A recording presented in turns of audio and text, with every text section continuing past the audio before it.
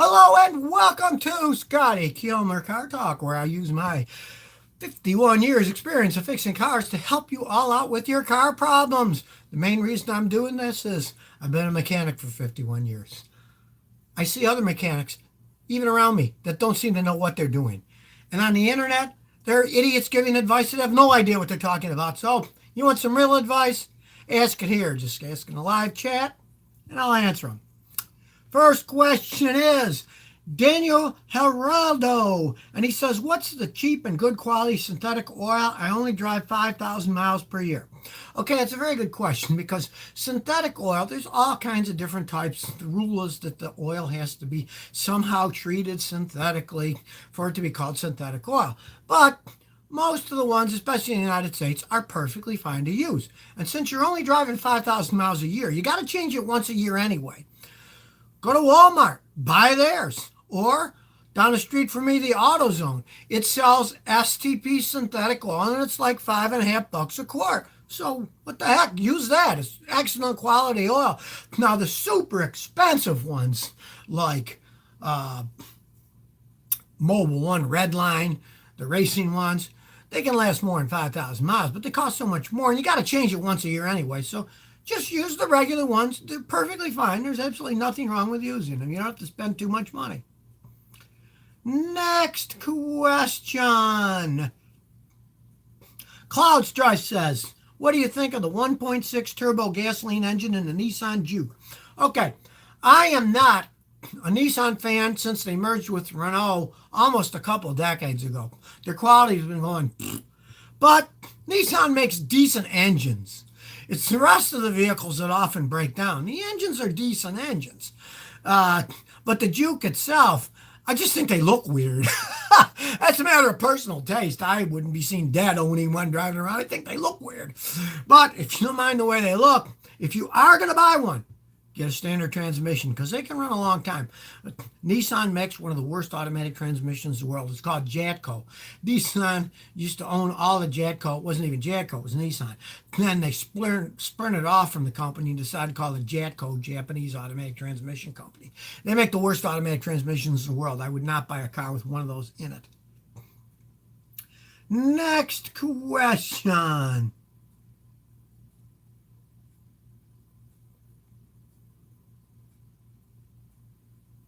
Manuel Valdez says, Scotty, I got a Pontiac Grand Am that takes 2 to 3 cranks when it's cold or hot to start. It will turn on just fine if I let the car run for 5 seconds. Then it starts on the first crank. What could it be? Thanks. Okay, well, it's Pontiac. It's got to be relatively old because they stopped making them a while ago. The fuel injection system on those things is a little on the weak side. It's not giving it enough gas. When I was young, cars had hand chokes. When you started the car, you gave it a little choke, cranked it up, let it warm up, pushed the choke back in. Then they had automatic chokes. Well, now it's all fuel injected. It's all done by computers. Your system is off a little bit.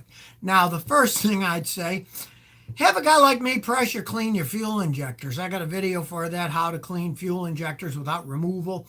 And for about $100, most guys will do that. That often solves the problem entirely. If not, I have another video that's called Make Your Car Run Better with a Little Spray Cleaner. You buy 2 cans of the cleaner and you can clean it yourself. And a lot of times that'll fix it. They're a little bit off first thing in the morning, not giving enough fuel. Try those things, that'll often fix it. Next question.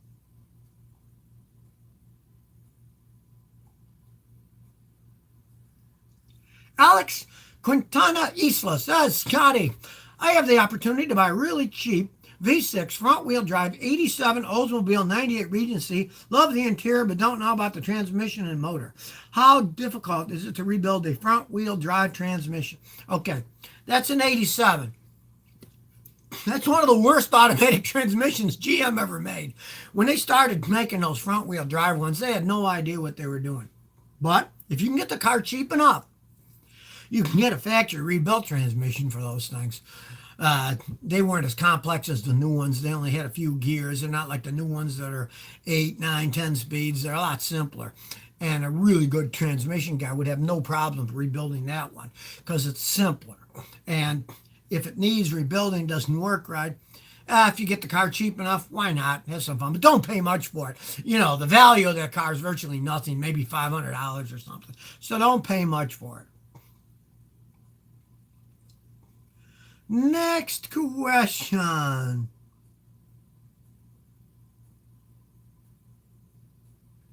Cali Dude says, "Hey Scotty, I got a 68 Ranchero. Oh, I like those old Fords, they're cool.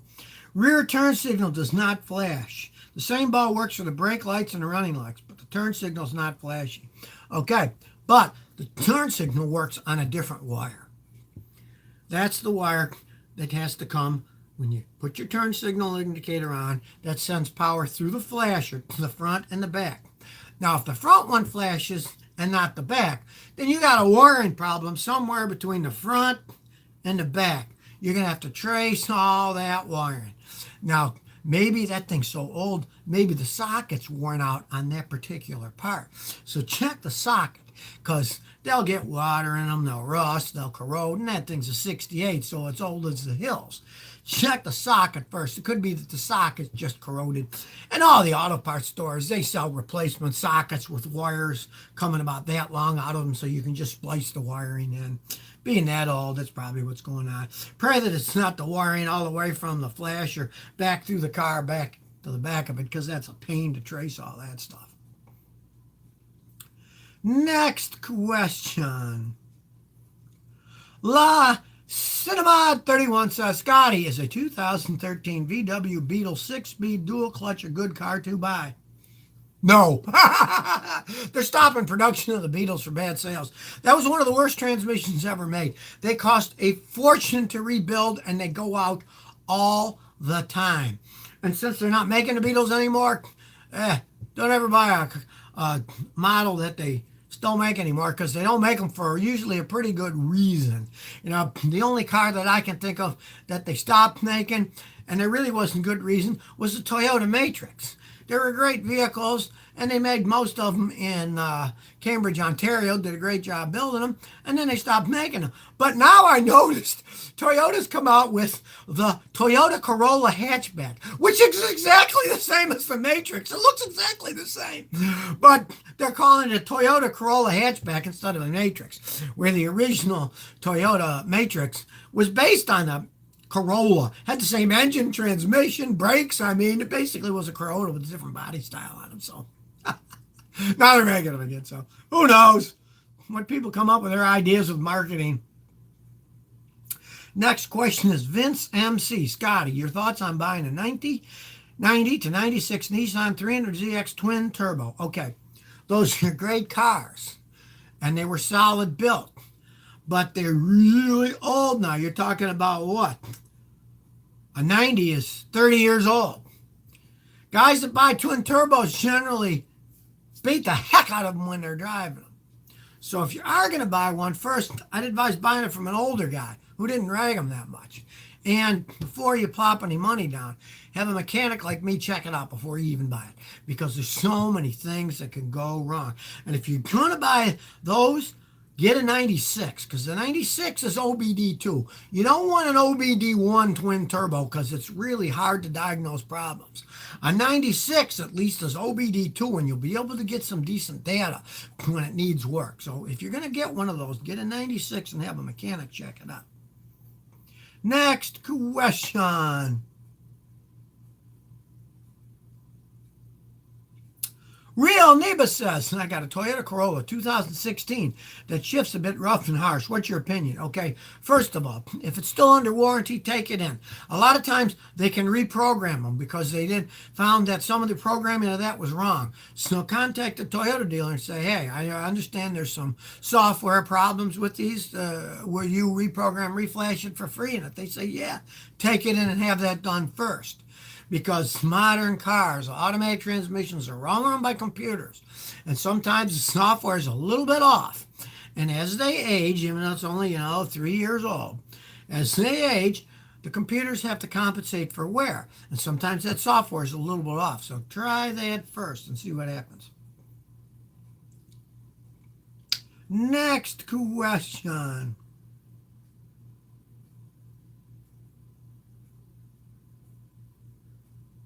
TMA62 says, Scotty, what are the pros and cons of the following four-barrel carbs? Rochester, Quadrajet, Carter, Edelbrock, and Holly. Okay, four-barrel carburetors are relatively complex. If you ever take one apart, there are springs and things all over the place when you unscrew the top and take it apart. They're complicated because they got four barrels, and the later model ones, of course, got really complicated because they had anti-pollution stuff on it. But if you're talking about the earlier model ones, I personally like the Edelbrock because they can be put on most of the American V8s as an aftermarket thing.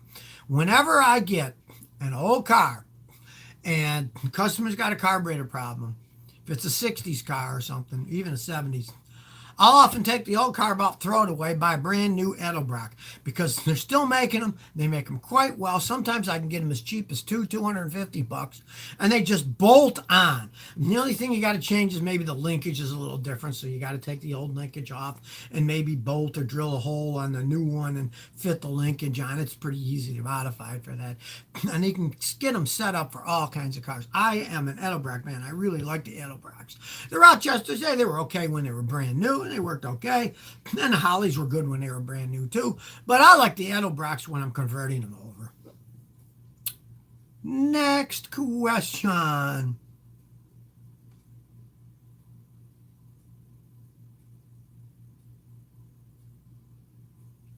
Christian Jacobson says, is there a cheap way to change an '09 Ford Flex taillights from LED to using bulbs? The one tail assembly is $500. It only has a reverse light and the LED is the tail, park, brake, turn. Please help. Okay, here's the thing.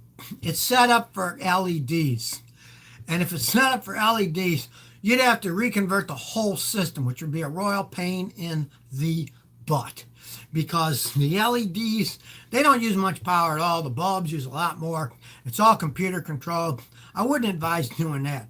What I would do is if you got a problem with the LED systems in it now, I'd try putting aftermarket LED stuff in it. Because there's always places to get aftermarket parts that are a lot cheaper. Even if you got to rewire each single bulb, the LED bulbs cost practically nothing aftermarket, and you could just like solder new ones in.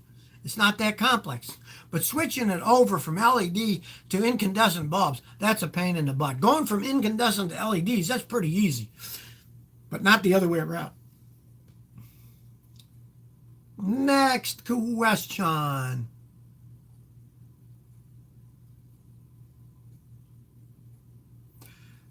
Vinny Adams says, my family CX-7 has a blown head gasket. I'm wondering if it's worth fixing. Okay.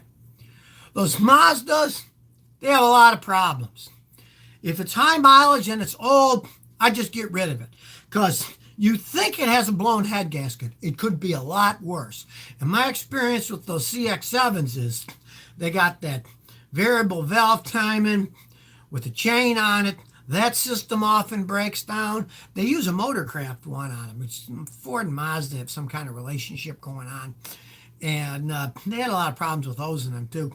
You never really know if the only thing you have is a blown head gasket when you got a problem with the engine. And you only find out when you tear the engine apart and start looking at stuff. If it's high mileage, I wouldn't even fix it. I'd just junk the car and get rid of it. Because once you take that engine apart, if it's high mileage, it's probably going to need a full rebuild with pistons, bearings, and it's just not worth it on those things. In that case, if you could find a used engine in a junkyard that had low mileage on it, go ahead. A lot of guys do that. But when it comes to actually fixing those complicated engines, hardly anybody does that anymore. Next question. Scotty, hey,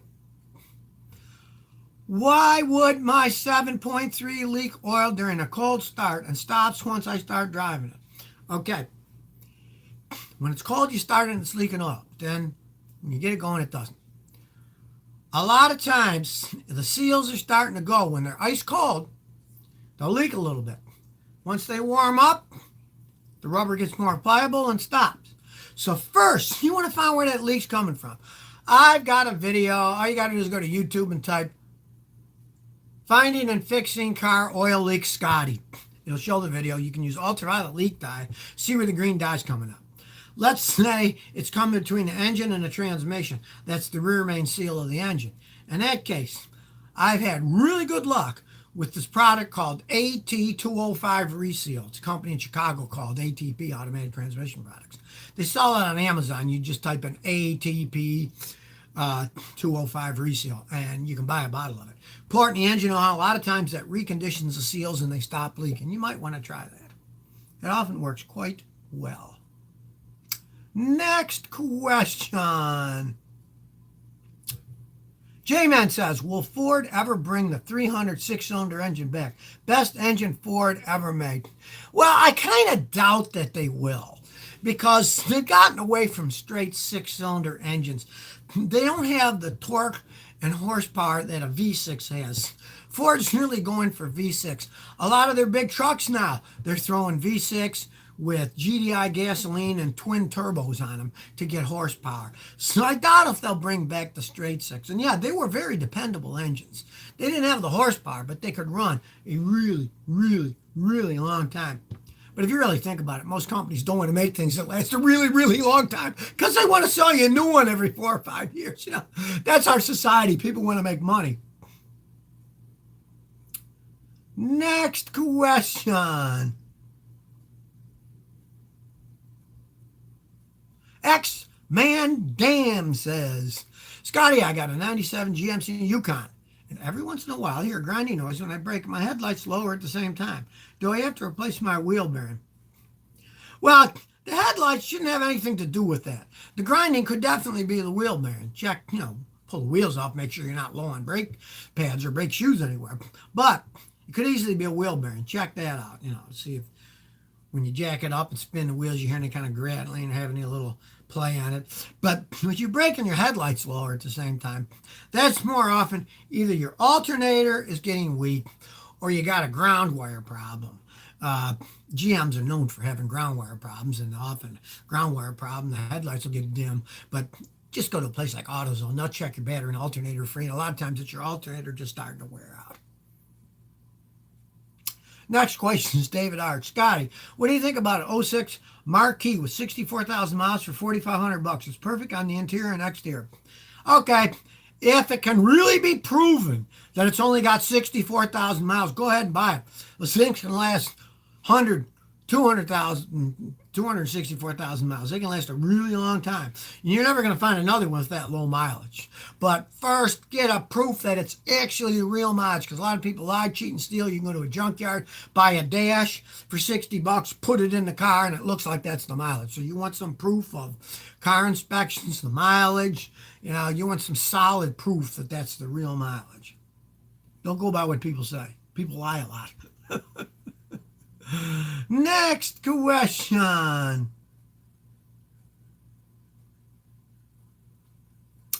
DW says, hey Scotty, my Trailblazer makes a rattling noise when you take off. It stops and it gets up to speed and I can smell oil, but I don't see any leaks. What's your thoughts? First thing is you got to figure out where that's rattling is coming from. It could easily be the substrate inside your catalytic converter. The ceramic part is breaking, and that's the catalytic converter rattling. Because when you're taking off, it can rattle, but once you get going fast, there's all this pressure of the exhaust gas thrown through, and it'll push it against the side, and it won't rattle anymore. And if that's the case, you can live with it as long as it runs okay.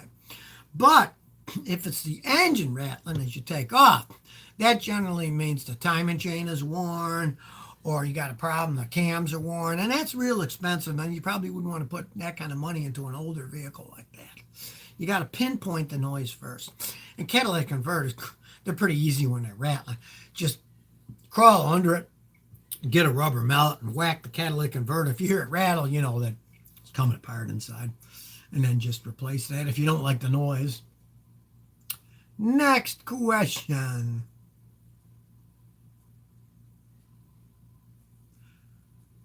HNTDS. How not to do something? That's Scotty. I got a classic Mini that cranks and sometimes runs for a few seconds and shuts off. Any ideas? Okay, I'm assuming you mean classic. You're talking about the old ones from the, 60s, 70s, real old ones. They were very simple vehicles. They had carburetors on them. Odds are the carburetors probably needs rebuilding because they're old now. What you want to do first is change the fuel filter, and it's full of rust. then you know, oh, well, the gas tank's full of rust, and you're just going to have to, either take it out and have it replaced or have it cleaned out and sealed and put back in, because cars that are really old and they get rust in the gas tank, you might think fuel filters, they're going to filter out rust. Well, only the big pieces. Rust is so small that it'll get by a bunch of it by the filters. I've had customers with old cars like that they'll change the fuel filter, or I'll change it for them, and then they have a running problem. Then I take the filter off, and the new one's already all filthy inside. But then when I take the carburetor apart, it's full of rust too, because it goes right through the filters. It can get so fine that a filter isn't going to stop it. Next question.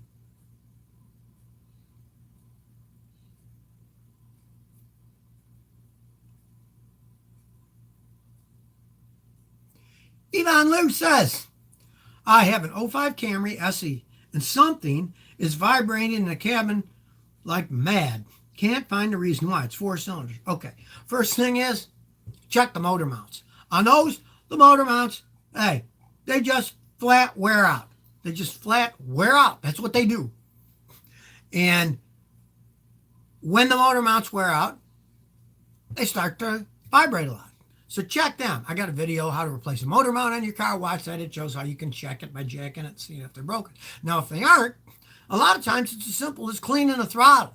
Watch my video using spray cleaner to make your car run better. Easy enough to do.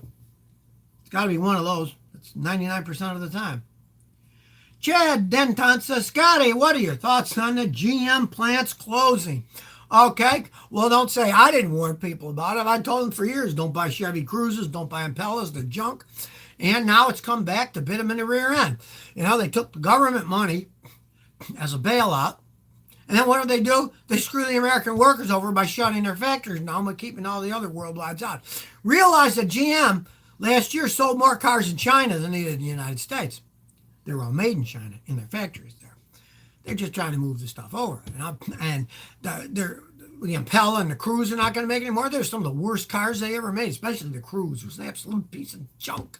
I've had customers sue them under the lemon law and win. And I got one customer with a Cruze, and he has a picture of Mickey Mouse in the back window. And I said, what's that for? It says, this car is so Mickey Mouse. I decided to show everybody by putting a Mickey Mouse picture in the back of the car. They made junk, and it's biting them in the ass. That's just the way that it goes. All right. Next question.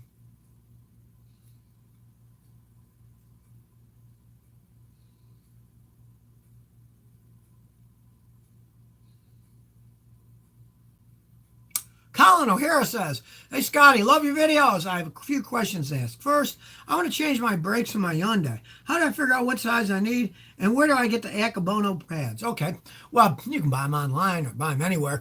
You go to a good auto parts store. I'm not talking about chain auto parts stores, discount ones.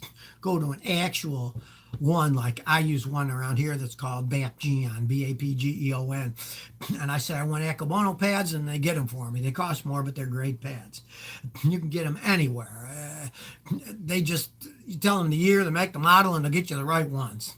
And they're very easy to replace on that vehicle. You can just Google changing brake pads, Scotty Kilmer, and my video will pop up, show you how easy it is to change them. That's one of the easiest cars to do, and you can do it yourself.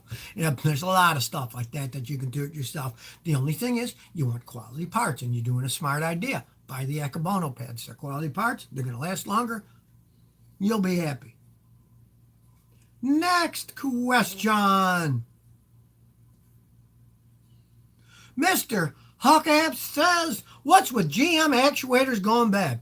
Well, cheap design. It's all plastic crap. I've had more people, they'll come to me and say, oh, geez, it's driving me nuts. The air conditioning on my side, the driver, is hot, but on the passenger side, it's freezing cold. It works great. Well, that's because the actuator on the driver's side is broken. They use this plastic crap, hide it in the dash, and then when it breaks, you got to go out, take the entire dash apart, which costs a fortune if you're going to pay somebody to do it. Then they got to buy the new actuator and put it in and then reprogram the computer. It's just ridiculous to make it that way. And that's one reason that, hey, they're shutting their factories down. People are sick of buying a cheap pre-made product that costs a fortune to fix. And then they're whining that people don't want to buy their cars anymore. They did it themselves. They made their own garbage. And then they try to blame it on market forces. Hey, it is a market force. That people that are buying the stuff are smarting up and they're not buying the junk that they're trying to sell to them. Next question.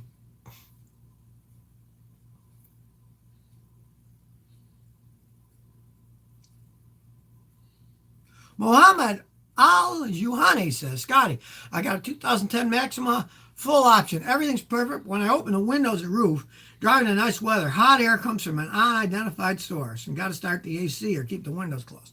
Okay. Generally, you get hot air from somewhere. It's going to be coming from the dash. Now, often it's hard to find where there's a dash leak. Because, hey, what are you going to do? Crawl in there? You can't. There's no room. So my advice is either buy one or pay a mechanic. I use these ultrasonic devices. And you can actually buy an ultrasonic noise creator to chases mice away from your car that are 12 volts. And what you can do is you can put it inside the car where you sit and close the doors. Then you get these ultrasonic headphones that pick up the sound. And you can go all around, open the hood, go under there, and wherever that leak or the hot is coming in, you'll hear the ultrasonic sound coming from inside. And then you can find where the hole is and patch it up. That's what I see. Now, if it's coming through the vents, it means that your actuator system isn't working. The Nissan's going to have actuator problems just like the GM. And if it's keeping it open so that you're getting hot air coming from over the hood, yeah, then you're gonna have to fix the actuators or turn it to something else. Try turning it to either defrost or try turning it to heat on the bottom. Have the heat turned off, but make the mode be at your feet. And if the heat stops, then you know the actuators are letting it in when it's not on heat. Next question.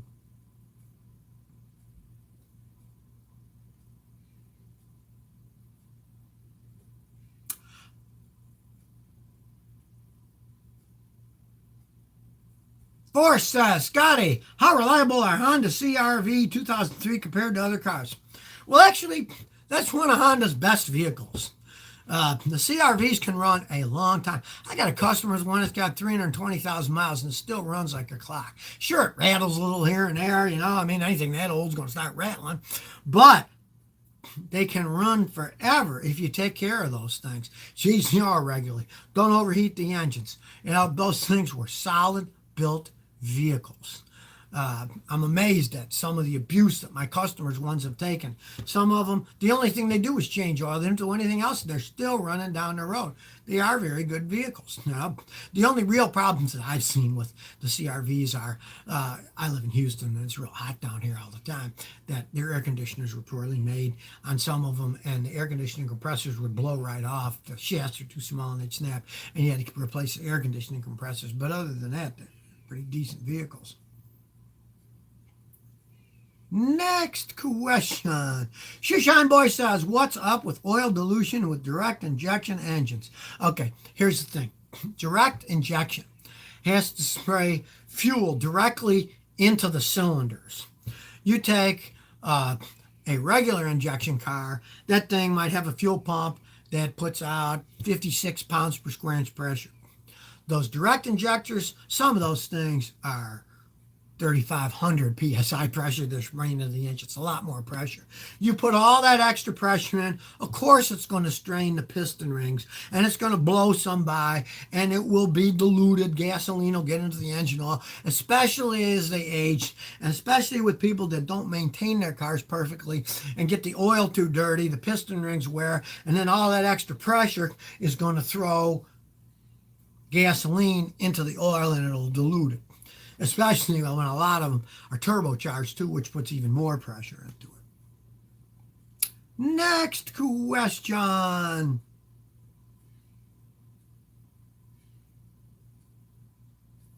Sergio Pinata says, Scotty, should I become a mechanic as a career? I know how to do some things, but I'm learning because of the YouTube video, trying to see if I can make an official career, or should I focus on something else? Well, here's the thing. If you're into electronics, definitely can make a lot of money being a mechanic because everything is going to electronic.